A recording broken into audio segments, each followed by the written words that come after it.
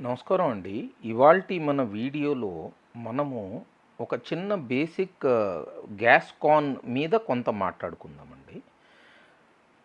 Cylinder రేట్లు బాగా పెరిగిపోయేటప్పటికి మన హౌస్ ఓనర్స్ కానివ్వండి, లేకపోతే కమర్షియల్ ఓనర్స్‌కి మనకు వచ్చేటటువంటి గ్యాస్‌లో కల్తీ ఆర్ మేబీ కాన్ అయ్యేటటువంటి అవకాశం ఉంది. సో, ఈ కాన్ 2, 3 రకాల కింద జరగచ్చండి. ఎట్లా అంటే తక్కువ ఎల్‌పీజీ గ్యాస్‌ని లిక్విఫైడ్ ఫార్మ్ కింద కన్వర్ట్ చేసి వేరే గ్యాసెస్ దాంట్లో మిక్స్ చేసేసి నింపి ఆ వెయిట్‌ని ఏదైతే కమర్షియల్ గ్యాస్ కానివ్వండి లేకపోతే రీటైల్ గ్యాస్ కైనా అయ్యేందుకు ఒక ఛాన్స్ ఉంటుంది. వేరే గ్యాసెస్ గనక మీకు ఉన్నట్టయితే సిలిండర్‌లో మనం ఫస్ట్ చేసుకోవాల్సినటువంటి యాక్టివిటీసు ఏంటంటే, ఒకటి వేరే గ్యాసెస్ ఉన్నాయా? లేకపోతే కనుక సిలిండర్ లోపల నీళ్లున్నాయా? అనేటటువంటి యాక్టివిటీ మనము చెక్ చేయాలండి. సో, వేరే గ్యాసెస్ ఉన్నప్పుడు మనము బర్న్ చేస్తున్నప్పుడు మీరు రెగ్యులర్‌గా ఏ ప్రాబ్లము లేనటువంటి టైంలో వచ్చేటటువంటి గ్యాస్ కలర్‌కిను, దాని తర్వాత మీకు బర్న్ అవుతున్నటువంటి గ్యాస్ కలర్‌కి డిఫరెన్స్ ఏమన్నా ఉందా? ఎందుకంటే సిలిండర్‌లో మీకు ఎల్‌పీజీ నింపి ప్రెషర్ అయినప్పుడు అది ఆటోమేటికల్లీ అది రూమ్ టెంపరేచర్ కంటే లోవర్ టెంపరేచర్‌లో ఉంటుంది అండ్ లిక్విఫైడ్ ఫామ్‌లో ఉంటుంది. దానివల్ల దాని బాయిలింగ్ పాయింట్ ఎప్పుడు రూమ్ టెంపరేచర్ దగ్గర హై ఉండేటప్పటికి అది గ్యాస్ కింద కన్వర్ట్ అవుతూ ఉంటుందండి. అండ్ యాజ్ అండ్ వన్ మీకు బయట ఉన్నటువంటి ప్రెషర్కి లోపల ఉన్నటువంటి ప్రెషర్కి ఈక్వేట్ అయిపోయిన తర్వాత సిలిండర్ అయిపోయింది అని మనం చెప్తాం. అంటే automatically LPG is completely converted as it is actually burnt out.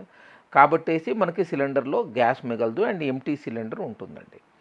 మనకి సిలిండర్ మీద ఎంప్టీ సిలిండర్ యొక్క వెయిట్ ఉంటుంది. దాని తర్వాత నింపినటువంటి గ్యాస్ క్వాంటిటీని కూడా స్పెసిఫై చేస్తూ ఉంటుంది. సో, ఇప్పుడు వేరే రకమైనటువంటి గ్యాసెస్ ప్రెషర్ చేసి నింపారు. ఓకే. ఏది ఎల్‌పీజీ తక్కువ నింపేసి దాని తర్వాత మిగతా గ్యాసెస్ నింపారు. అది కూడా వెయిట్‌కి కాంట్రిబ్యూట్ అవుతుంది అంటే మనకి దానికి తెలుసుకునేటటువంటిది సింప్లెస్ట్ ఫామ్ ఏంటంటే మనం బర్న్ చేసేటప్పుడు అక్కడ ఒక చోట వాక్యూమ్ ఉంటుంది కాబట్టి ఈ గ్యాస్ లిక్విఫైడ్ పెట్రోలియం గ్యాస్ కాస్త ఏది ఆ లిక్విడ్ గ్యాస్ కింద కన్వర్ట్ అవుతుంది. వేరే గ్యాసెస్ కనుక ఆల్రెడీ దాని లోపల పెట్టుంటే కనుక ఏది తక్కువ రేటు గ్యాసెస్ ఏమన్నా కనుక వాళ్ళకి అవైలబిలిటీ ఉంటే I'm not saying they are doing it, they will not do it అని నేను ఏమీ మాట్లాడటం లేదు. ఉంటే కనుక మీకు ఫ్లేమ్లో డిఫరెన్స్ కనిపిస్తుందండి. It will not be blue flame which is the typical LPG flame యొక్క ఇది. There can be some different colour. ఒక్కొక్కసారి మీకు యెల్లో టింజ్ వచ్చేసి ఇది మీరు గమనిస్తే కనుక ఎప్పుడైనా గ్యాస్ అయిపోయే టైంలో మీకు ఒక యెల్లో టింజి లేకపోతే లైట్ రెడ్ టింజ్ వచ్చేటటువంటిది వస్తుంది. ఎందుకంటే అక్కడ లోపల గ్యాస్ అయిపోయింది. అది వేరే గ్యాస్ అక్కడ సిలిండర్ లోపల ఖాళీ ప్లేస్లో ఉండేటటువంటి గ్యాసులతో కలిసి బయటకు వచ్చేటటువంటి ప్రాసెస్లో మీకు ఆ కలర్ చేంజ్ అనేటటువంటిది కనిపిస్తుందండి.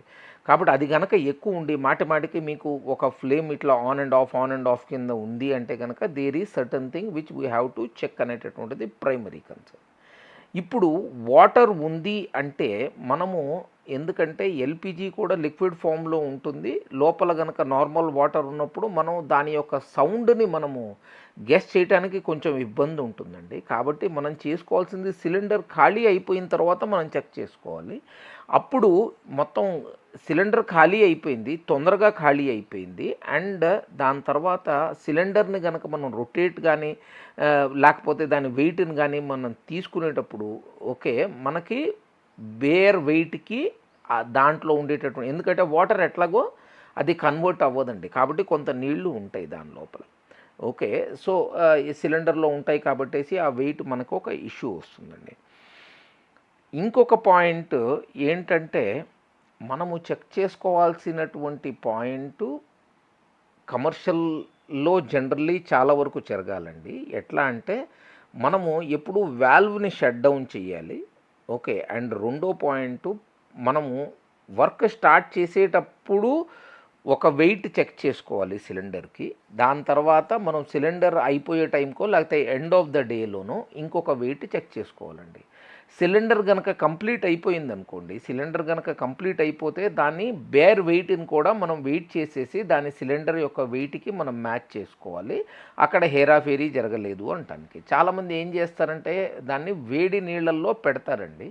ఓకే. వేడి నీళ్ళల్లో పెట్టినందువల్ల అక్కడ ఉన్నటువంటి even the smallest kind of gas కూడా అది మనకి ఇదైపోతుంది. కానీ ఒకటి మనం గమనించాల్సింది ఎల్‌పీజీ యొక్క boiling point is below the room temperature అండి. అది చాలా తక్కువ ఉంటుంది. ఓకే. సో, దానివల్ల ఈవెన్ చల్ల టైంలో అంటే కోల్డ్ వెదర్స్‌లో కూడా మీకు ఎల్‌పీజీలో ఎప్పుడూ ప్రాబ్లమ్ రానటువంటిది. ఎందుకంటే దాని టెంపరేచర్ ఇది ఉంటుంది.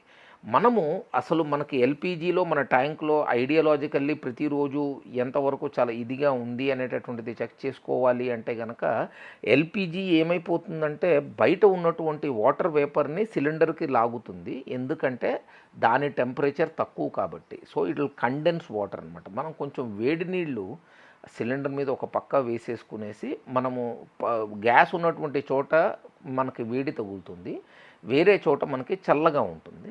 ఓకే. సో, ఆ రకంగా టెస్ట్ చేయాలి. ఇది నేను చెప్పింది కాదండి. మొత్తం మీకు చాలా చోట్ల ఇది అవైలబుల్. ఇది దాని ప్రాపర్టీ కాబట్టి జస్ట్ ఎక్స్‌ప్లెయిన్ చేశాను నేను.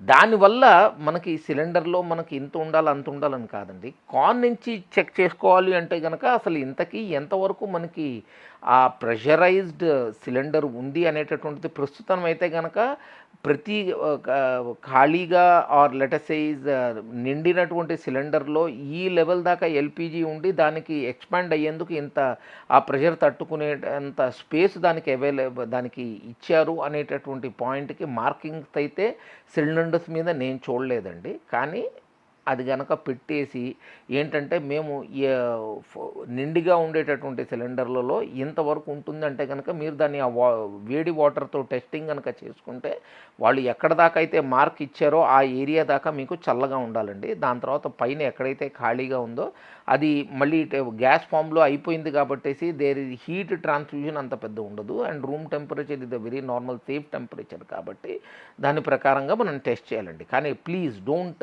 ట్రై అవుట్ ఏంటంటే కనుక సిలిండర్లు వాల్వ్‌ల్ని ఫోర్సబుల్ ఓపెన్ చేయటము అవన్నీ చేయొద్దండి. ఎందుకంటే safety equipment is always meant to protect you.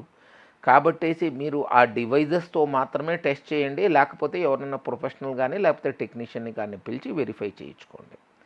Okay. Thanks a lot.